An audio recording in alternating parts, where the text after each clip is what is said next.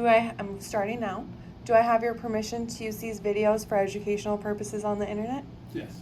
Thank you. Okay, so why don't you start off by telling me how long you've had your pain? It started about 50 years ago. Was there something that started the pain? We did have a car accident that I was hit from the side I was the passenger. But after that, I saw a chiropractor frequently. Okay. And did you ever get any injections and things like that to try and relieve the pain? We started down that road, but it didn't really change my pain at all. Okay. Has your pain been increasing these 50 years? Yes. Okay. And so now you're at the point where you're needing surgery? I've already had my surgery. Okay. Yeah. And how long ago was your surgery? It was March 31st of this year, 2022. How are you feeling now? No pain. That's so good to hear. No pain. What was the biggest part of your life that you felt like you were missing out on because of your pain? It got so walking was very hard for me, especially through the woods with friends on a camping trip. I was not able to walk anymore because my balance was so bad. So the outdoor life really suffered. Okay. And long trips in the car also was hard. Do you guys do a lot of road trips? We did. You will? We will, yes. We will go back to that soon. I bet. We have a pull-behind camper, and that's where we take the longer trips. So That sounds so fun. yeah. Yeah, it is. Soon. Now that the winter is over, well, starting. Starting to be, we're on the downside, yes. Yeah, right. Solstice is coming. Yeah. Right. Tomorrow's the shortest day. Then after that, it's all down. It's all uphill. Well, Downhill, depends on how you look at however it. The you look at easier it. way, Yeah. the easy way. Right. Sure. So what are you most, I guess I already know the answer, but what are you most looking forward to once you're fully recovered? Well, doing everything for myself. I'm still have some leg trauma, but that is not related to my back, so I have a hard time getting around. And so I'm just looking forward to being done with everything that holds me back. Right.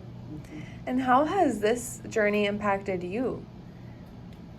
Well, I'm retired as of almost exactly a year ago. End of this month, it'll be 1 year, but it's been a little more taken up by, helping and doing the things that you do when there's back surgery. Go to the doctor, go to the drugstore.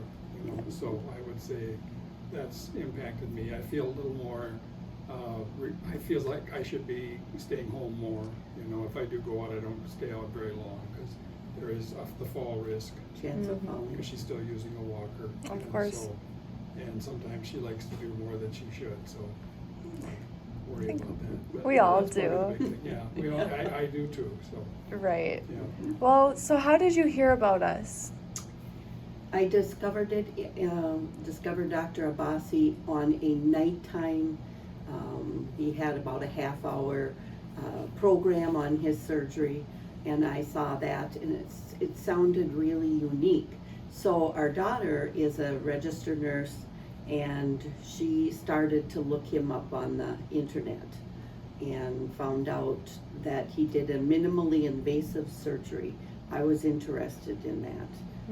So, and I was somewhat overweight, still am somewhat overweight, but he was willing to take me anyway. And the minimal blood loss was a big draw too, because we are Jehovah's Witnesses, and so that is a Yes. concern on any major surgery. Yeah.